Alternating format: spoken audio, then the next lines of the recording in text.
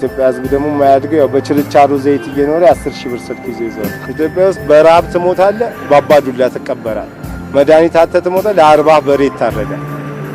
አስበው 20 ብር በቆመ ሳይሰጥ ስትሞት 80 አበባ ያቀርብልሃል። ላይ ካምፋየር የለብኝ እኔ ፓር የለብኝ።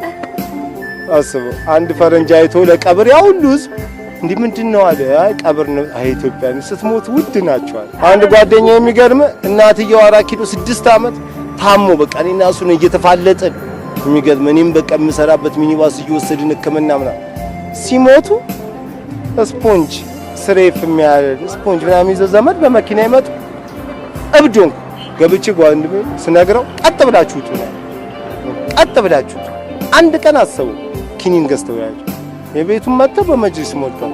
በሉ ፍራሹን እዚሁ ታውት እናንተ ውጡ። ለምን እሱም ሊሞት ነው ሳር ፍራሽ ላይ እየተኛ